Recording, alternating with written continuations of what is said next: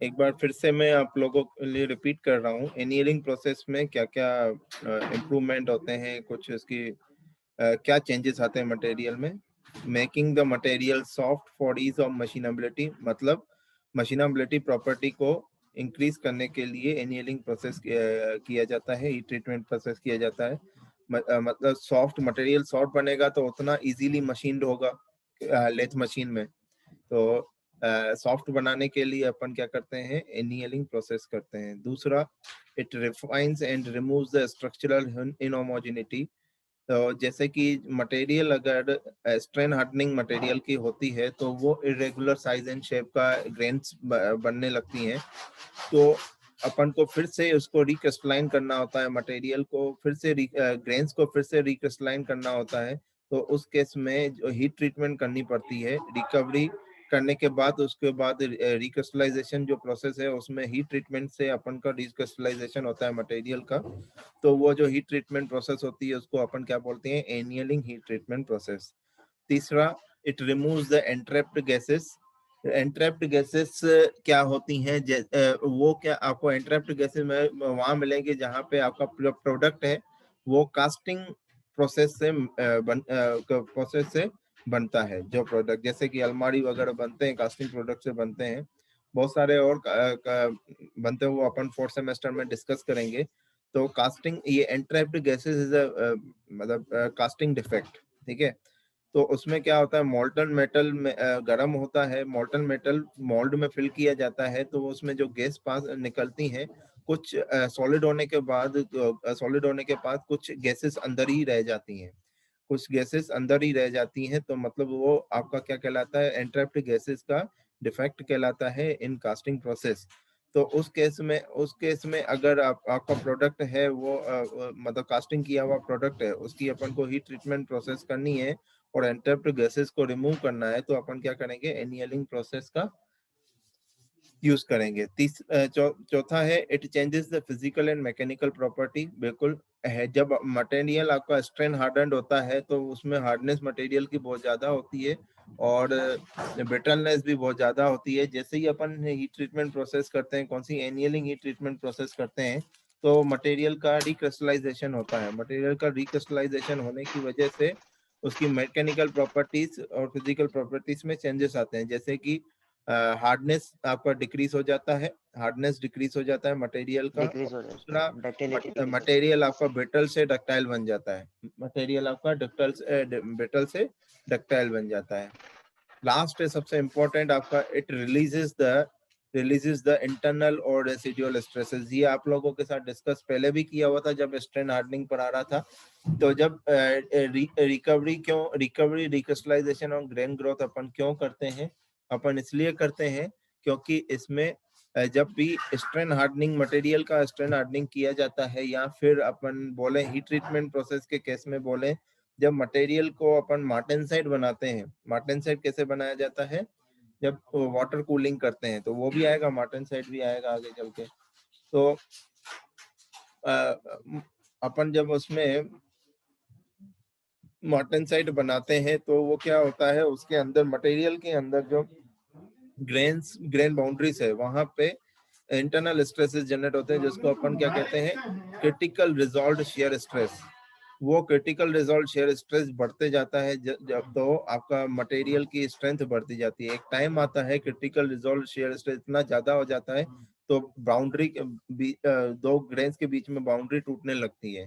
Boundary टूटने लगेगी, आपके मटेरियल की स्ट्रेंथ गिरने लगती है। तो अपन ने तभी पढ़ा था maximum critical resolve shear stress.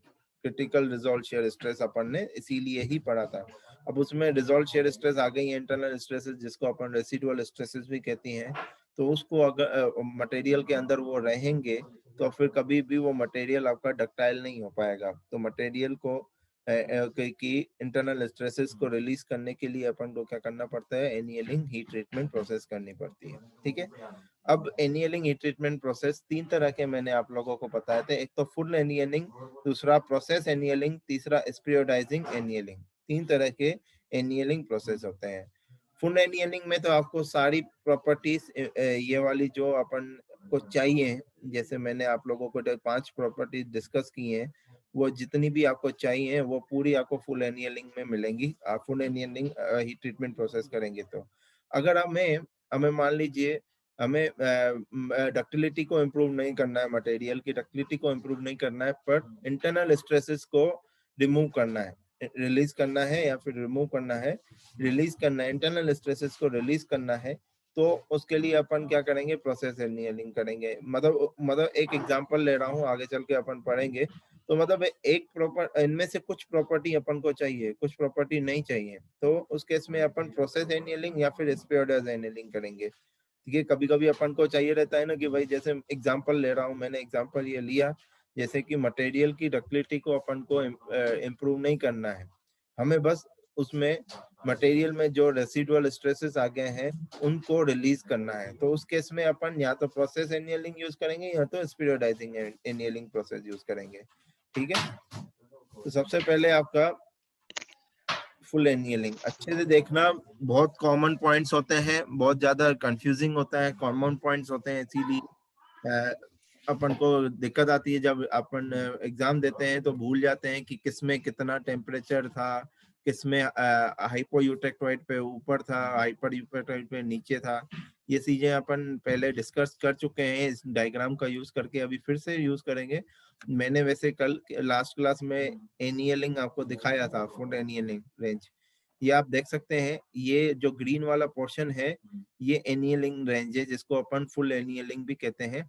और देखिए ये वाला पोर्शन जो एच्ड बना हुआ है उसको अपन प्रोसेस एनियलिंग कहेंगे। ये देखिए, ये वाला सबसे पहले फुल एनियलिंग की बात करते हैं। ये वाली लाइन जो होती है, ये जो सबसे नीचे वाली लाइन दिख रही है, इसको अपन बोलते हैं क्रिटिकल टेम्परेचर लाइन। इसको अपन क्या कहते हैं, क्रिटिकल टेम्परेचर लाइन। ये वाली यहाँ से लेकर, देखो हाइपोयूटेक्टोइड में यहाँ से लेकर यहाँ तक वाली लाइन जो है, ये वाली लाइन है, इसको अपन बोलते हैं अपर क्रिटिकल टेम्परेचर लाइन। ठीक है, और इसके बाद यहाँ से जो स्टार्ट हो रही है लाइन हाइपर यूटेक्टोइड में, यहाँ से लेकर ये यहाँ तक जो लाइन है, इसको अपन बोलते हैं लोअर क्रिटिकल टेम्परेचर लाइन। ठीक है, अब अपन को, हमारे पास स्टील, मैंने आपको लास्ट क्लास में एग्जांपल्स भी लिए थे। अगर आपके पास स्टील ऐसा है जिसमें कार्बन परसेंटेज 0.4 है, तो उस केस में आपका जो मटेरियल कहलाएगा उसको बोलेंगे हाइपोयूटेक्टोइड स्टील कहेंगे। ठीक है, और अगर आपके पास मटेरियल ऐसा है जिसमें कार्बन परसेंटेज 1.2 परसेंटेज है, तो उसको अपन, उस स्टील को अपन क्या कहेंगे, हाइपर यूटेक्टोइड स्टील कहेंगे। अब अपन को डिसाइड करना है कि कितने टेम्परेचर पे फर्नेस को रखना है।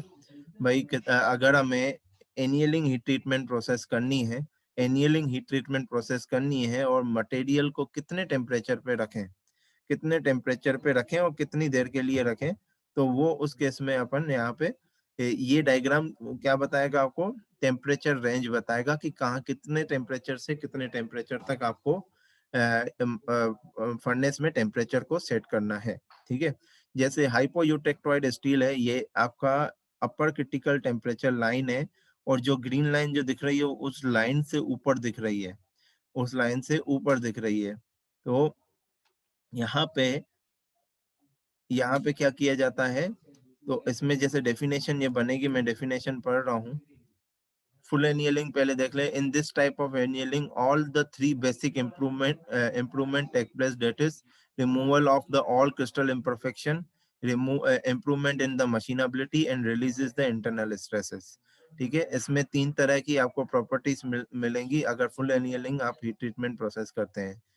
The steel is heated above upper critical temperature by 50 to 70 degree Celsius for hypoeutectoid steel.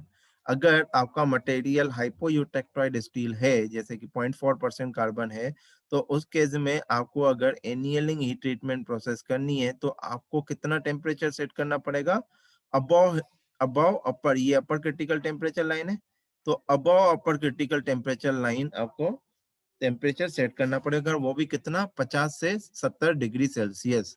मतलब अगर मान लें कि ये इसका टेम्परेचर में, अगर इसको वर्टिकली अप लेके जाऊं, ये 0.4 से वर्टिकली अपवर्ड लेके जाऊं इसको, तो ये लाइन, ये आपकी लाइन कट किया किस पे, अपर क्रिटिकल टेम्परेचर लाइन।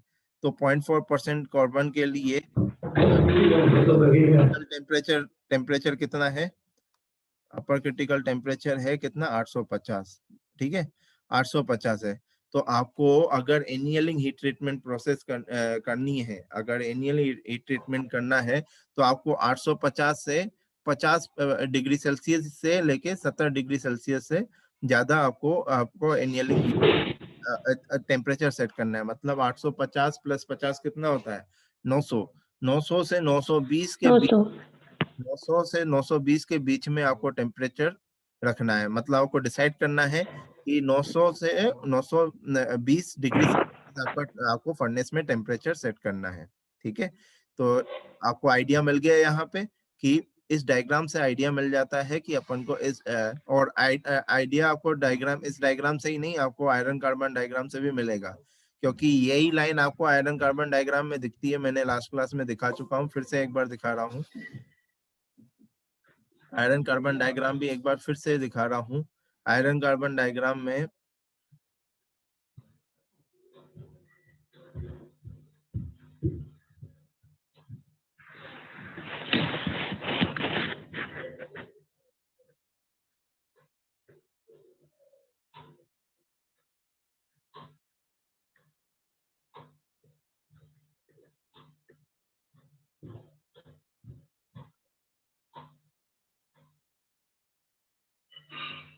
ये आयरन कार्बन डायग्राम का एग्जांपल है।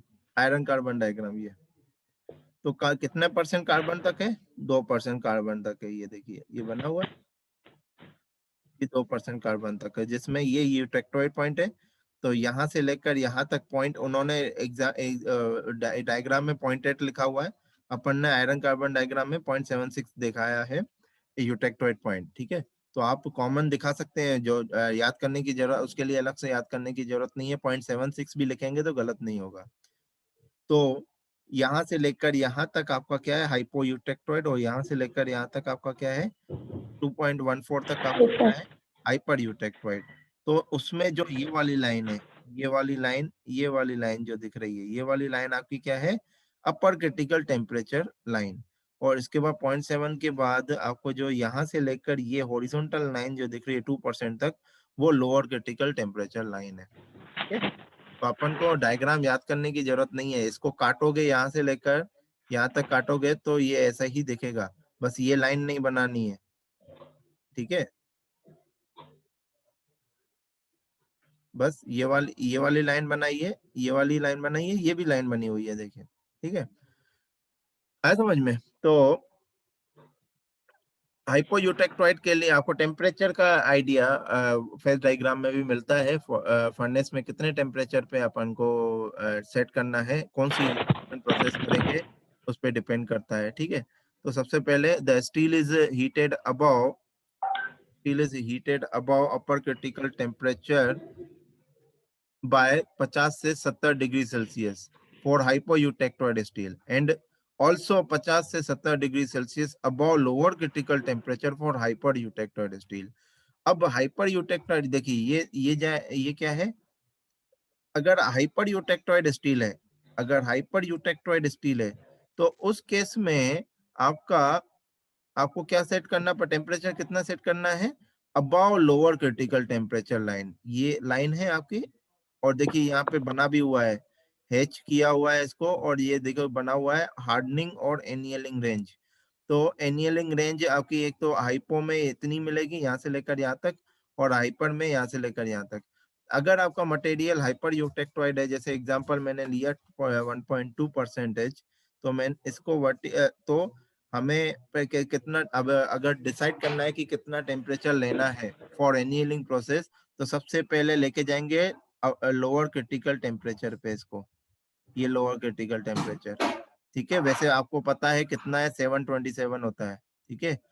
यूटेक्टोइड टेम्परेचर कितना होता है 727 डिग्री सेल्सियस होता है, ठीक है। तो ये आपका लोअर क्रिटिकल टेम्परेचर पता चल गया आपको कितना है 727 डिग्री सेल्सियस। और कितना परसेंट कितना डिग्री ज्यादा करना है 50 से 70 डिग्री सेल्सियस ज्यादा इसको लेके जाना है। तो 727 प्लस 50 करोगे तो कितना आता है? 777। 777 से लेके 797, 777 से लेके 797 तक आप कोई भी टेम्परेचर सेट कर सकते हो। फॉर एग्जांपल मैंने सेट किया 780 डिग्री सेल्सियस, 780 डिग्री सेल्सियस, ठीक है। तो 780 डिग्री सेल्सियस किसके लिए, किसके लिए? ये टेम्परेचर सेट करना है फर्नेस में, ठीक है, एनियलिंग के लिए। अब आते हैं कि कितनी देर के लिए इस टेम्परेचर को रखा जाता है। टेम्परेचर पे इसको फर्नेस में कुछ देर के लिए रखा जाता है। 2 घंटे के लिए रखेंगे, 1 घंटे के लिए रखेंगे, कितनी देर के लिए रखना है वो अपन को आगे देखें, इसको कितनी देर के लिए रखना है। अहमद, डाउट है क्या? राइज हैंड किया सर, वो गलती से हो गया था, इसलिए सर वो गलती से हो गया था, इसलिए फिर लोअर कर दिया था। Okay okay. The above lower critical temperature for hyper steel, ठीक है। अगर आपका एनियलिंग प्रोसेस है तो उसमें हाइपोयूटेक्टोइड में आपको अबव अपर क्रिटिकल टेम्परेचर जाना है।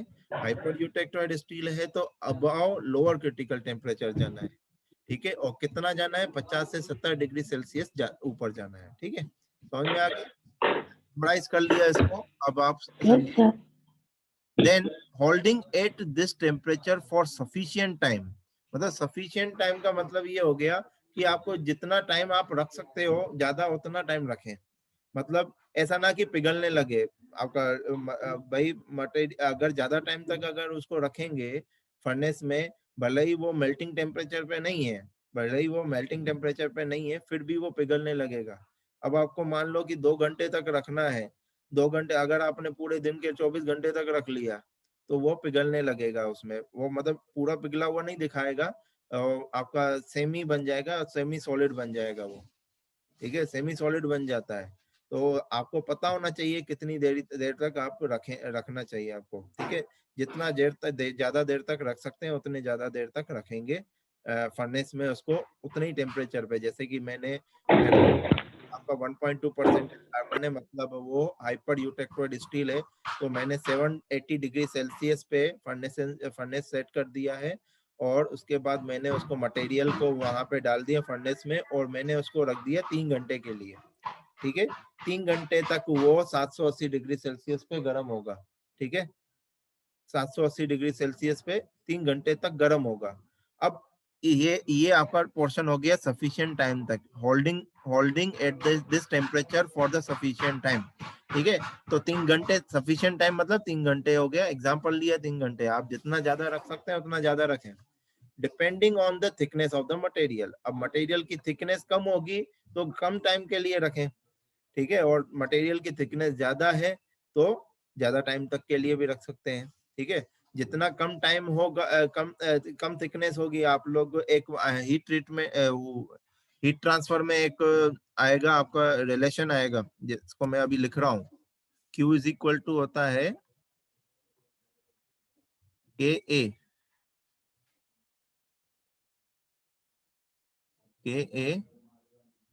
T1 minus T2, sorry,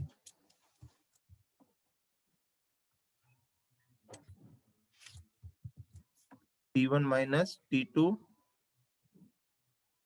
divide by L, ठीक है। जब हीट ट्रांसफर जब होता है, ये आपका दीवार है, मटेरियल की थिकनेस भी बोल सकते हैं, यहाँ से लेकर यहाँ तक ये इसकी एल है। और मटेरियल जो है आपका यहाँ से लेकर यहाँ तक इसका हीट का ट्रांसफर हो रहा है। पहले टेम्परेचर T1 था, मतलब रूम टेम्परेचर, बाद में टेम्परेचर उसका कितना हो गया?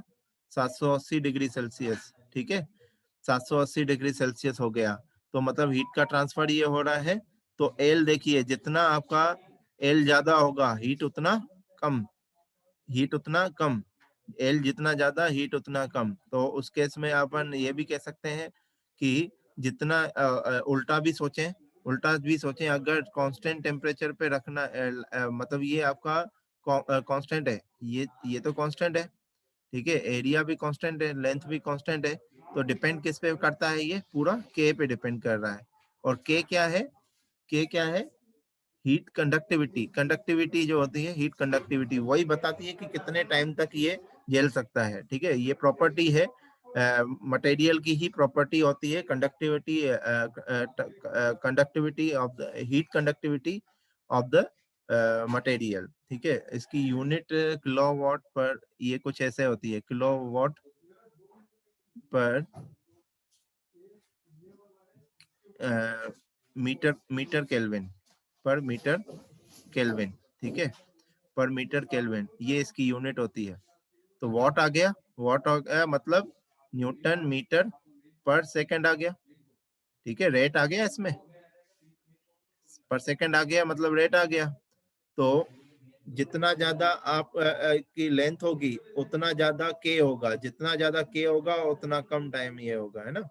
तो आपको समझ में यहाँ से ये आ गया, जितनी ज्यादा थिक मटेरियल होगा उतना ज्यादा देर तक अपन उसको मटेरियल को रख सकते हैं। कहाँ पे, मतलब उसको रख सकते हैं हम, फर्नेस में रख सकते हैं। ठीक है, और उसके बाद उसको क्या किया जाता है, स्लोली कूल किया जाता है मटेरियल को, स्लोली कूल किया जाता है किसमें, फर्नेस में।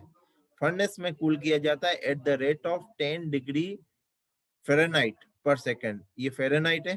ठीक है, डिग्री इसको सेल्सियस में कन्वर्ट करके भी आप लिख सकते हैं। ठीक है, इसको डिग्री फ़ारेनहाइट को डिग्री सेल्सियस में कन्वर्ट करके भी आप लिख सकते हैं। अगर याद नहीं रहता है तो आपको ये टर्म थोड़ा सा आसान याद रखना आसान होता है, इसलिए मैंने ये लिखा है। ठीक है, आया समझ में। तो अपन को क्या है, यहाँ पे कूलिंग कैसे करनी है, फर्नेस कूलिंग करनी है अपन को, ना ही एयर कूलिंग करनी है, ना ही वाटर कूलिंग करनी है, ना ऑयल कूलिंग करनी है। अपन को कौन से कूलिंग करनी है, फर्नेस कूलिंग करनी है। आया समझ में, फर्नेस कूलिंग करनी है। तो अपन क्या करेंगे, उसके बाद मटेरियल को वहां से पहले फिर सेट करेंगे कितने पे, रूम टेम्परेचर पे 25 डिग्री सेल्सियस पे सेट किया। जैसे ही 25 डिग्री सेल्सियस आपका फर्नेस हो गया, फिर उसको आप मटेरियल को कहाँ रखेंगे, उस फर्नेस के अंदर रखेंगे। ठीक है, फर्नेस के अंदर रखेंगे और उसको जब तक वो 25 डिग्री सेल्सियस पे नहीं हो जाता है, ठंडा नहीं होता हो जाता है, तब तक उसको रख लें उसमें। तो वो आपका रूम टेम्परेचर पे आ जाएगा। तो आप उसके बाद ये फाइनल होती है। अब आपको मैं कह सकता हूँ कि ये पूरी एनियलिंग प्रोसेस हो गई, ये ट्रीटमेंट प्रोसेस हो गई। तो सबसे पहले फिर से रिपीट कर रहा हूँ, समराइज कर रहा हूँ, इसको समराइज कर रहा हूँ।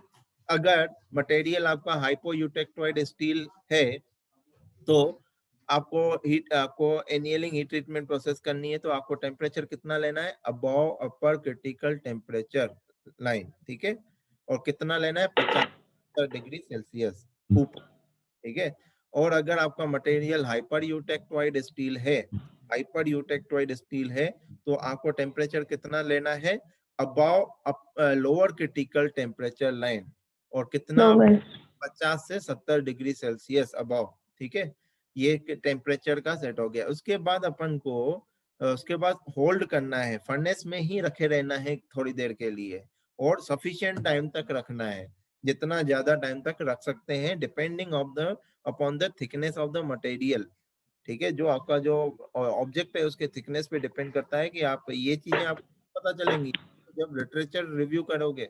जब लिटरेचर रिव्यू करोगे तब पता चलेगा कि टेम्परेचर पे सेट करना है और कितने घंटे के लिए रखना है।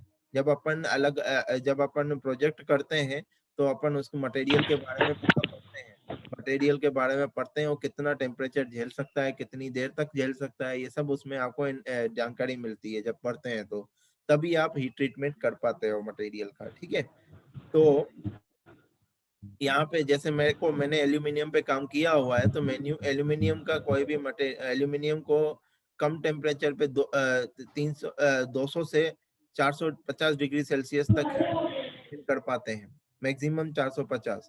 और अगर 450 आपने टेम्परेचर लिया है, 450 टेम्परेचर लिया है, तो आप ज्यादा देर तक नहीं रखें उसको, 1 घंटे 1.5 घंटे तक ही रखें फर्नेस में। ठीक है, तो ये मेरे को पता है, क्यों, क्योंकि मैंने इस पे प्रोजेक्ट किया हुआ है, और मेरे को तभी पता है, और उसको मैंने पढ़ा है। तो जब आपको प्रोजेक्ट करना होगा तो आपको पहले उसको पढ़ना पड़ेगा, तभी आपको आइडिया मिल पाएगा कि कितने घंटे तक इसको रखना रहेगा और कितने टेम्परेचर पे इसको सेट करना है। ठीक है, बाकी तो आपको पता चल ही रहा है, एनियलिंग करनी है तो कूलिंग कैसे करना है, फर्नेस कूलिंग करनी है। ठीक है, कूलिंग कैसे करनी है, फर्नेस कूलिंग करनी है।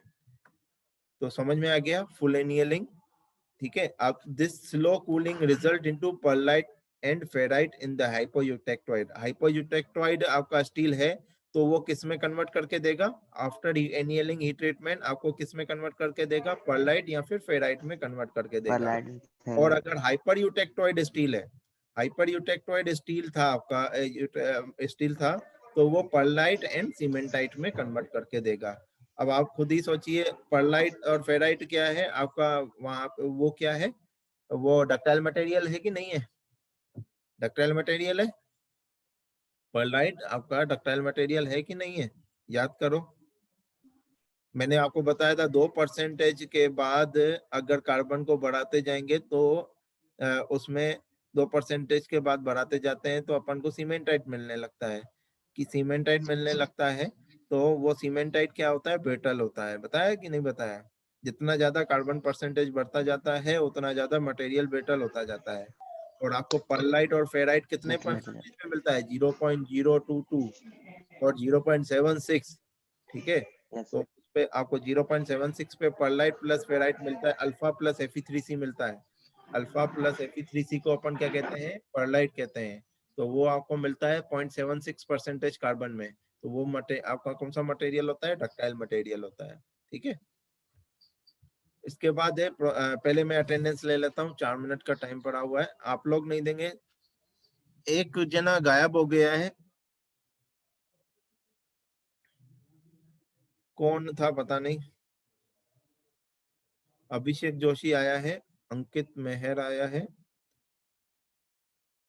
इसके बाद बलराम, बलराम के बाद भावना, दीपचंद, धैर्य, हेमंत, उसके बाद यस जसो, सर।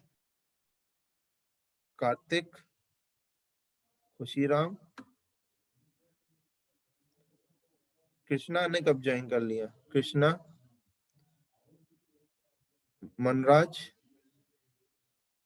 नवीन, शेख, सोनू,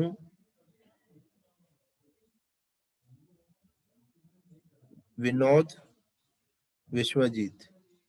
टोटल हो गए 16, टोटल 16 हो गए। कौन बच गया, किसका नाम नहीं आया बेटा बता दो। कार्तिक यादव का नहीं आया शायद, आ गया है, कार्तिक यादव भी हो गया। कौन रह गया जिसका नाम नहीं लिया मैंने,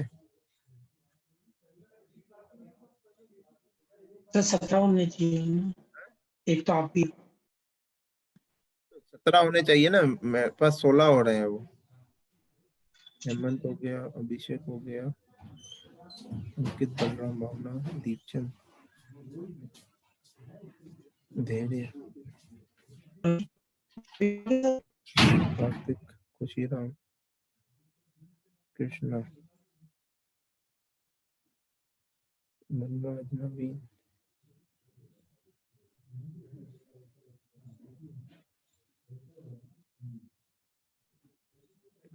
विश्वजीत को नहीं किया मैंने। चलो हो गए टोटल 17, ठीक है। सर ये इसके पीछे जो लास्ट वाला पॉइंट था ना उसको वापस से एक्सप्लेन करना। लास्ट वाला पॉइंट, दिस स्लो वो कूलिंग पर्लाइट और ferrite perlite and ferrite in the hypoeutectoid. अगर आपका मटेरियल जब हाइपोयूटेक्टोइड था और हीट ट्रीटमेंट किया आपने तो आपको क्या मिलेगा, पर्लाइट मिलेगा और फेराइट मिलेगा, ठीक है। पर्लाइट को अपन क्या कहते हैं, अल्फा प्लस Fe3C, या फिर सिर्फ अल्फा भी मिल सकता है, ठीक है, स्लो कूलिंग के बाद, ठीक है ना। तो अगर हाइपर यूटेक्टोइड स्टील था तो उस केस में आपको मिलेगा पर्लाइट प्लस सीमेंटाइट। पर्लाइट क्या होता है, अल्फा प्लस Fe3C, और उसी में ही आपका क्या आ जाता है, सीमेंटाइट। सीमेंटाइट को अपन क्या कहते हैं, Fe3C कहते हैं।